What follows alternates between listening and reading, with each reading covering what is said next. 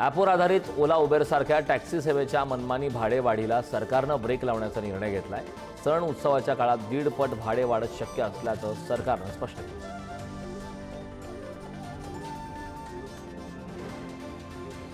Mumbai Pune expressway, समृद्धी महामार्ग आणि अटल सेतूवर प्रवासी इलेक्ट्रिक वाहनांना पूर्ण टोलमाफी। राज्य सरकारनं हा महत्त्वाचा निर्णय घेतला। इलेक्ट्रिक वाहनांना प्रोत्साहन देणाऱ्या धोरणाला राज्य सरकारनं मंजुरी दिली। शेतीच्या बांधावरून जाणारा रस्ता 12 फुटांचा करण्याचा राज्य सरकारचा महत्त्वपूर्ण निर्णय घेतलाय। रस्ते अपुरे पडू लागल्यानं निर्णय घेतल्याची माहिती महसूल मंत्री चंद्रशेखर बावनकुळेंनी दिली। मुख्यमंत्री देवेंद्र फडणवीस आजपासून 2 दिवसीय दिल्ली दौऱ्यावर जाणार आहेत। नीती आयोग आणि मुख्यमंत्री परिषदेला फडणवीस उपस्थिती लावणार आहेत। 2 दिवसीय दिल्ली दौऱ्यात मुख्यमंत्र्यांच्या काही बैठकाही होण्याची शक्यता आहे। उपमुख्यमंत्री एकनाथ शिंदे आज रात्री दिल्ली दौऱ्यावर जाणार आहेत। उद्या होणाऱ्या एनडीएच्या बैठकीला शिंदे उपस्थिती लावणार आहेत। या बैठकीनंतर महाराष्ट्रातील काही महत्त्वाच्या प्रश्नांवर सुद्धा शिंदे चर्चा करण्याची शक्यता आहे।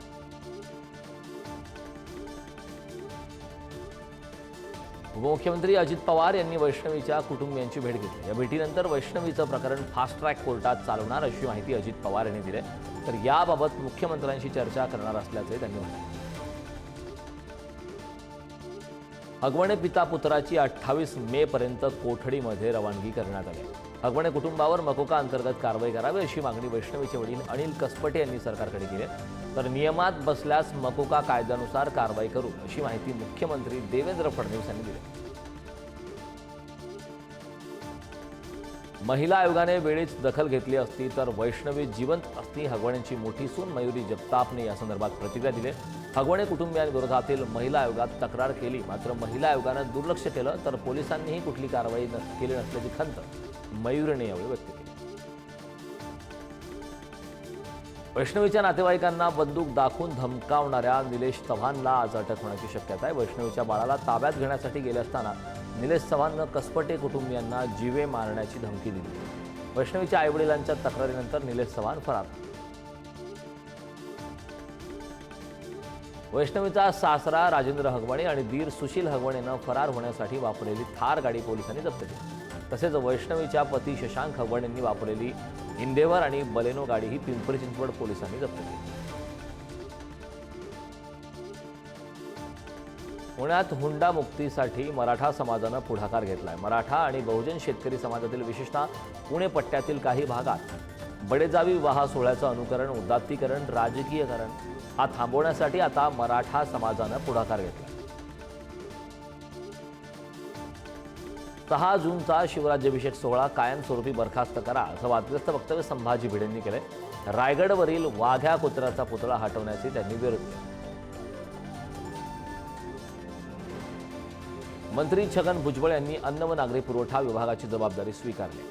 भुजबळांना जबाबदारी दिल्याचं शासनाकडून अधिकृतपणे जाहीर करण्यात आलं। तर मंत्री अतुल सावेंकडे दिव्यांग कल्याण विभागाचा अतिरिक्त पदभार सोपवण्यात आला। शासनाकडून दोन्ही आदेशाचे राजपत्र प्रकाशित करण्यात आले। मंत्रिमंडळात 9-10 वेळा एंट्री आणि एक्झिट झाली। हे खातं माझ्याकडे तिसऱ्यांदा आले। मंत्रिपदाची जबाबदारी स्वीकारल्यानंतर भुजबळांनी आनंद व्यक्त केलाय। शिवभोजन बंद होणार अशा चर्चा असताना मी मुख्यमंत्र्यांची भेट घेतली। ही योजना बंद होणार नाही, भुजबळांनी अशी ग्वाही दिली। छगन भुजबळ मंत्रिमंडळात आले हे भाजप शिवसेनेचं दुर्दैव आहे अशी टीका अंबादास दानवे यांनी केली। बाळासाहेब ठाकरेंना अटक करणाऱ्यांनी मंत्रिमंडळात लागणं हे शिवसेनेचं अपयश आहे असा हल्लाबोल सुद्धा यावेळी अंबादास दानवे यांनी। छगन भुजबळ यांनी अन्न व नागरी पुरवठा विभागाची जबाबदारी स्वीकारत आढावा बैठक घेतली। यावेळी नागरी पुरवठा विभागाच्या विविध योजनांचा आढावा घेतलाय। भटक्या विमुक्त जातीतील नागरिकांपर्यंत अन्न पुरवठा होत नाही, त्यांना शिधापत्रिका देण्याचे आदेश भुजबळांनी दिले।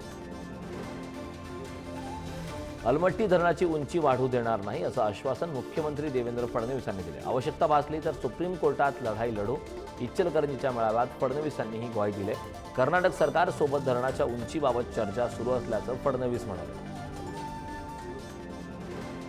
अकोल्यात शिवसेनेतील अंतर्गत वाद चव्हाट्यावर आले। अकोल्यात संतप्त शिवसैनिकांनी माजी आमदार गोपीकिशन बाजोरिया यांचे बॅनर जाळलेत। गेल्या काही दिवसांपासून बाजोरिया यांच्या कार्यपद्धती विरोधात स्थानिक कार्यकर्त्यांमध्ये नाराजी होती।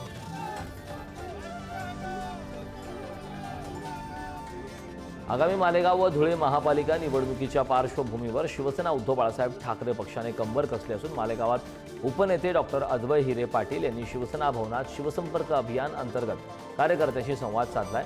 मालेगाव शहर आणि तालुक्यातील प्रमुख कार्यकर्त्यांच्या उपस्थितीमध्ये ही बैठक पार पडली। मुंबई पालिका निवडणुकीच्या जागा वाटपावरून भाजप आणि शिंदेंच्या शिवसेनेत रस्सीखेच पाहायला मिळते। मुंबई महापालिका निवडणुकीसाठी भाजपचे मिशन 150 तर एकनाथ शिंदेंच्या शिवसेनेचे मिशन 100 आहे। गेली अनेक वर्ष ठाकरेंच्या ताब्यात असलेल्या पालिकेला सुरुंग लावण्यासाठी भाजप जास्त जागा लढवणार। बीडमध्ये भाजप आमदार प्रवीण दरेकरांचे चिरंजीव यश दरेकर यांच्या समर्थकांनी मोठे बॅनर लावले।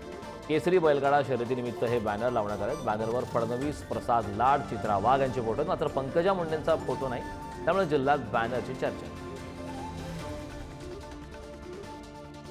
वर्धा जिल्ह्यातल्या आर्वीत काँग्रेसच्या आढावा बैठकीत नाराजी नाट्य पाहायला मिळाले। यावेळी काँग्रेसचे राष्ट्रीय समन्वयक शैलेश अग्रवाल यांनी बैठकीवर बहिष्कार टाकत सभागृह सोडले।